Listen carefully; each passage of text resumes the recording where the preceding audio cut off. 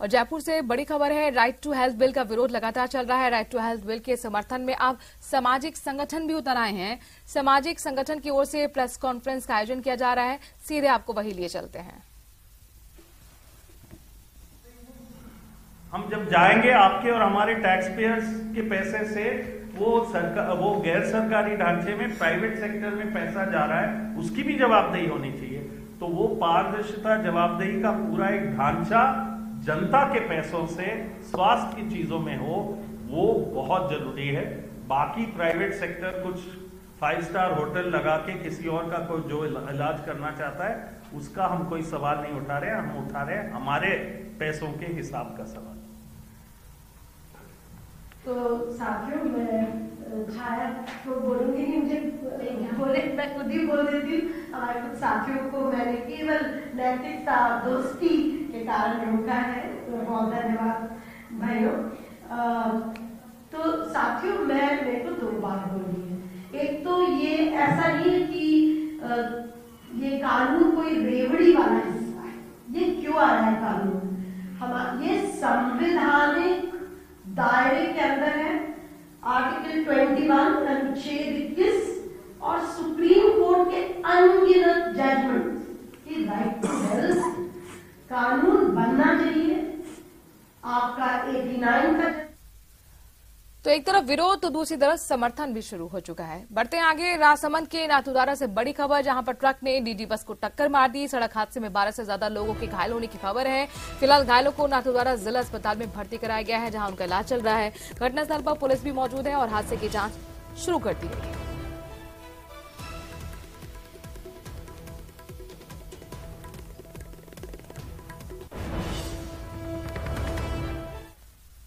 वहीं बीकानेर से बड़ी खबर, जहां पर घर से लापता व्यक्ति की आईजीएनपी नहर में तलाश जारी है। छत्तरगढ़ थाना क्षेत्र के आरडी 559 के पास तलाश चल रही है। पुलिस और एसडीआरएफ की टीमें लगातार तलाश कर रही हैं। मदन लाल आजाद 8 फरवरी से लापता है। आईजीएनपी नहर के आरडी 559 के पास पैरों के निशान मिले। नहर में गिरने की आशंका को लेकर सर्च अभियान चल रहा है एसडीआरएफ का।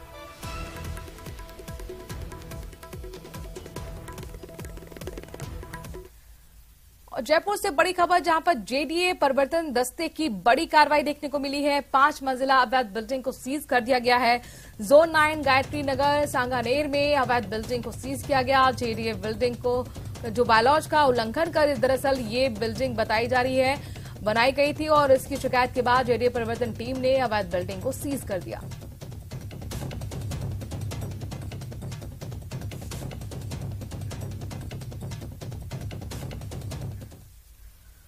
जोधपुर से बड़ी खबर है, जहां पर वकीलों ने स्वैच्छिक कार्य का बहिष्कार किया। फिर पुलिस द्वारा अधिवक्ता से मारपीट का मामला सामने आया और अब जो आसोप थाना अधिकारी हैं और साथ ही 8 अन्य पुलिसकर्मी हैं, उन पर आरोप लगे। वकीलों ने स्वैच्छिक कार्य बहिष्कार की घोषणा भी कर दी है। 2 बजे से स्वैच्छिक कार्य की बहिष्कार की घोषणा की गई है। गोपालगढ़ पीपाड़ बार एसोसिएशन ने भी कार्य बहिष्कार कर दिया है। वकील रामनारायण चौधरी से मारपीट का आरोप। हाईकोर्ट एडवोकेट एसोसिएशन के अध्यक्ष रणजीत जोशी ने ये घोषणा की है कार्य बहिष्कार की, और उनके अध्यक्ष रणजीत जोशी ने ये घोषणा करते हुए कहा कि हम 2 बजे से कार्य बहिष्कार पर जा रहे हैं।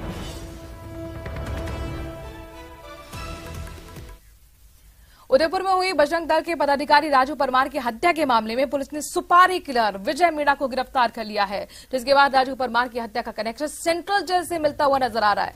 पुलिस भी अब इस मामले को गंभीरता से ले रही है, लगातार तफ्तीश कर रही है, लेकिन फिलहाल एक आरोपी पुलिस के हाथ जो चढ़ा, उसकी भूमिका सुपारी किलर के रूप में सामने आई है। कोटपुतली के रहने वाले विजय मीणा को शायद इस काम के लिए प्रीतम और बंटी की ओर से अपने साथ शामिल किया गया था। पुलिस ने पिछले कुछ दिनों से लगातार दबिश देते हुए विजय मीणा को गिरफ्तार किया और उसके पास से हत्या में इस्तेमाल बंदूक को भी बरामद कर लिया है।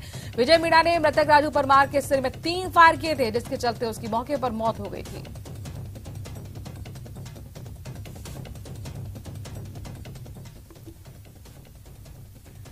जो पकड़ा गया है कोटपुतली जयपुर ग्रामीण का रहने वाला है और इसको किसी कॉन्टैक्ट के माध्यम से यहाँ पे लाया गया था और ये बंटी के साथ ही बंटी के घर में ही रहा है। तो बंटी और ये लोग काफ़ी दिनों से इसकी प्लान कर रहे थे और इसमें रैकी भी की गई है इस घटना से पहले, और उसके बाद इस घटना को अंजाम दिया गया है। मर्डर के पीछे का रीजन क्या होता है? इस बारे में भी मैं इन्वेस्टिगेशन को ओपन रखूंगा और एक बार पूरी टीम जब सामने आ जाएगी तो हम और बेटर आपको बता पाएंगे। बट ये इसका संभव जो एक लिंक है वो प्रॉपर्टी विवाद से या व्यक्तिगत कोई विवाद दिलीप नाथ से हो सकता है। दोनों चीज़ों में हम लोग इन्वेस्टिगेट करें। प्रॉपर्टी विवाद किसी और बात से भी हो सकता है, किसी और व्यक्ति से भी हो सकता है। इसका बैकग्राउंड क्या है?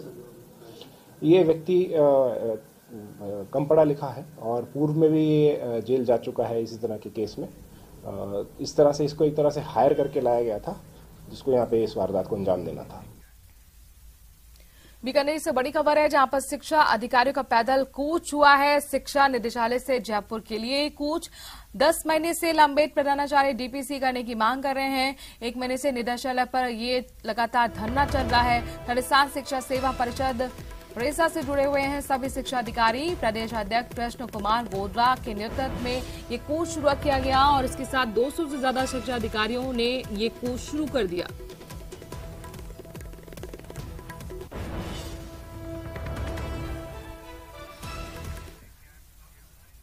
वहीं आरटीएच के विरोध को लेकर बड़े अपडेट ये है कि अब स्टेट ज्वाइंट एक्शन कमेटी ने राज्यपाल से समय मांगा है। बिल पर अपना पक्ष रखने के लिए समय मांगा गया है। एक्शन कमेटी ने राज्य सरकार पर आरोप लगाया कि बिल को लेकर दिए गए सुझावों को नहीं माना जा रहा है।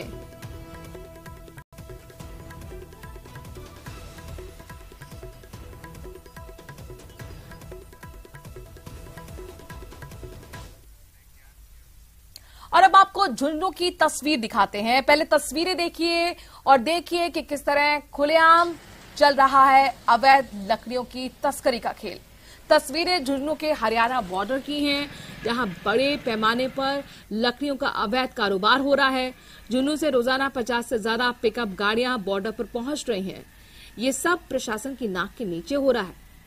हाल यह है कि तस्कर झुंझुनू के 2 थानों और 4 चौकी से बेखौफ होकर बॉर्डर पार कर रहे हैं।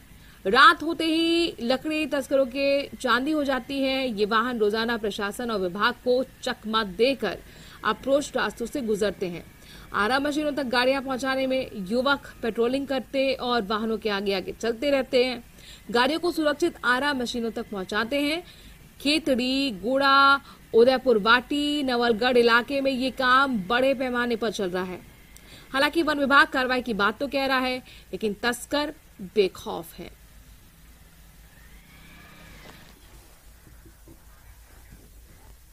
और इसी के साथ इस बुलेटिन में इतना ही। बने रहिए न्यूज़ 18 राजस्थान के साथ।